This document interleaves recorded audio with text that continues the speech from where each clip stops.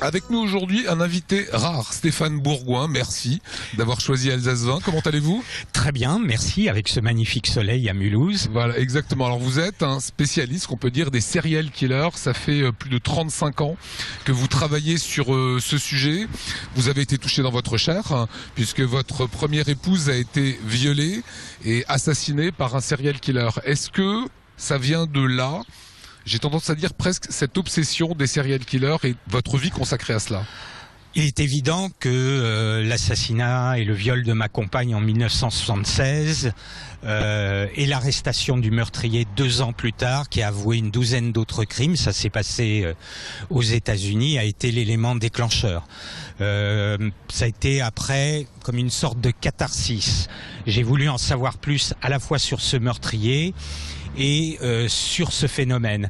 Parce qu'en 1978, le mot serial killer n'existait pas. J'ai voulu en savoir plus. Il n'existait aucun livre sur ce sujet, que ce soit en langue anglaise ou en langue française. Donc j'ai décidé, comme une sorte de catharsis, de mener mes propres recherches. Et à partir de 1979, j'ai interrogé mon premier tueur en série. Et à ce jour, j'en suis à 77 tueurs et tueuses en série que j'ai interrogés aux 4 coins de la planète. Est-ce qu'il y a un point commun, quelque chose qui lie tous ces serial killers? Alors on dit serial killer comme on pourrait dire boulanger, mais en fait cette profession entre guillemets cache des profils tout à fait différents. Je n'ai jamais rencontré en plus de 30 ans 2 tueurs en série qui soient semblables.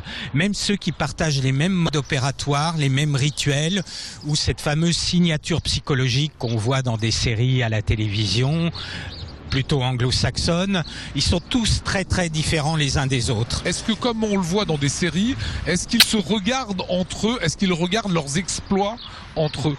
Oui, ils regardent quelquefois. Vous vous doutez bien que ce genre de criminels multirécidivistes, quelquefois j'en ai interrogé qui ont tué plus de 100 personnes en 20 ans de carrière criminelle, ils vont être plutôt intéressés par des films extrêmement violents, par des jeux vidéo violents, par des ouvrages qui traitent des affaires criminelles. Mais ce qu'ils partagent, c'est leur dangerosité, leur absence de remords et le fait que, contrairement à ce qu'on peut penser, ils ne sont pas fous, ils ne sont pas irresponsables, ils ne souffrent pas de maladies mentales, ils sont, dans plus de 98% des cas, reconnus comme totalement responsables de leurs actes. Mais ils sont psychopathes, c'est-à-dire dénués de tout sentiment. Ils sont dénués de tout sentiment, de tout affect, de toute empathie. Ils vont chosifier et dépersonnaliser leurs victimes.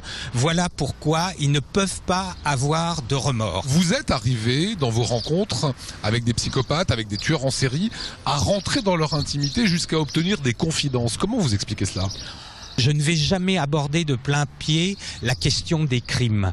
Je vais tenter de savoir quels étaient ses rêves d'enfant, comment se sont passées ses années d'école. Et moi, je veux devenir son confident, entre guillemets, son ami. Ils sont très manipulateurs, très menteurs, mais moi, je peux être aussi, à mon tour, très manipulateur. Est-ce que vous êtes arrivé à avoir des aveux? Dans plus de la moitié des cas, j'ai obtenu des aveux. J'ai même obtenu des aveux pour des crimes pour lesquels ils n'étaient même pas suspectés au départ. D'ailleurs, à Mulhouse, le samedi 12 avril, je vais passer un documentaire assez exceptionnel où j'interroge un tueur en série américain qui a assassiné 70 personnes et à la fin de l'entretien, il m'avoue 17 crimes supplémentaires dont à l'époque il n'était même pas suspecté. Et lorsque j'ai donné cette vidéo aux enquêteurs, ils ont effectué des vérifications et effectivement, il a commis ces 17 meurtres. Dans votre livre, qui était 999 ans de serial killer, on découvre que la plupart ont commencé à faire du mal aux animaux. Voilà, c'est une sorte de constante, c'est qu'on s'entraîne quelque part sur une bête vivante. Je pense par exemple au personnage d'Ed Kemper, tueur en série, cannibale et nécrophile, qui a inspiré le personnage d'Hannibal Lecter. Lui décapitait les chiens et les chats lorsqu'il avait 8-10 ans et gardait les corps décapités dans son placard. Et je dirais, près d'une vingtaine d'années plus tard, il a répété ces mêmes gestes sur de jeunes étudiantes et sur sa propre mère. Il y a beaucoup de serial killers aux États-Unis. Est-ce qu'il y en a beaucoup en France? On peut se souvenir de Petiot, qui était un des premiers serial killers. Est-ce qu'il y en a beaucoup en France?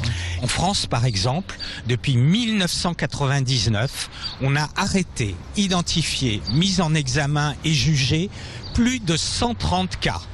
Et l'Alsace, je dirais, a eu son lot de tueurs en série. Plus récemment, à Mulhouse, il y a eu Ivan Keller, le tueur à l'oreiller. Souvenez-vous, à Strasbourg, il y a eu le fantôme de Kehl, Jacques Plumin, qui a tué aussi bien à Strasbourg que de l'autre côté, à Kehl. Quand on prend du recul avec votre expérience, des affaires comme Dupont de Ligonnès, avec toute sa famille assassinée, on ne sait pas qui c'est, mais est-ce l'œuvre d'un serial killer pour vous? Non. Si l'assassinat de toute la famille Dupont de Ligonnès, c'est plutôt un tueur de masse à caractère familial. Donc leur psychologie est très différente des tueurs en série. Parce qu'un tueur en série va tuer un certain nombre de victimes. Espacé sur le temps. Espacé sur le temps, alors qu'un tueur de masse va tuer généralement les membres de sa famille, ou alors comme les tueries comme Anders Breivik en Norvège. Et en général, les tueurs de masse sont des personnalités plutôt suicidaires, ce qui n'est pas le cas des tueurs en série. Est-ce que, et c'est ma dernière question, la télévision joue un rôle quand on voit des séries comme Dexter, de tueurs en série? Est-ce qu'elle peut faire naître des vocations? C'est extrêmement rare, hein.